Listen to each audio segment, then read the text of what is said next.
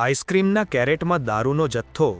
Ahmedabad crime બ્રાન્ચે SP ring road પર watch ગોઠવીને બુટલેગરોનો કિમિયો નિષ્ફળ બનાવ્યો. અમદાવાદમાં દારૂબંધીના કાયદાને ઠેબે ચડાવવા બુટલેગરો નવી યુક્તિઓ અપનાવી રહ્યા છે. ક્રાઇમ બ્રાન્ચે શનિવારે રાત્રે નાના ચિલોડા સર્કલ પાસે એક શંકાસ્પદ ટ્રક અટકાવી હતી. ટ્રકની તપાસ કરતા ઉપરના ભાગે આઈસ્ક્રીમના ખાલી પ્લાસ્ટિકના કેરેટ રાખવામાં આવ્યા હતા, પરંતુ તેની નીચે ભારતીય બનાવટના વિદેશી દારૂ અને બિયરનો મોટો જથ્થો છુપાવેલો હતો. પોલીસે આ કાર્યવાહીમાં 145 બોટલ દારૂ અને 360 નંગ બિયર સહિત કુલ 12.19 લાખ રૂપિયાનો મુદ્દામાલ જપ્ત કર્યો. આ મામલે પોલીસે રાજસ્થાનના રહેવાસી અને હાલ ઠક્કરનગરમાં રહેતા જવાનસિંહ રાવત સહિત 3 શખ્સોની ધરપકડ કરી છે. બુટલેગરો પોલીસની નજરથી બચવા માટે ખાદ્ય પદાર્થોની હેરફેરના બહાને નશાનો કારોબાર ચલાવતા હતા. ક્રાઇમ બ્રાન્ચ હવે એ તપાસ કરી રહી છે કે આ દારૂનો જથ્થો ક્યાંથી આવ્યો હતો અને અમદાવાદમાં કોને સપ્લાય કરવાનો હતો.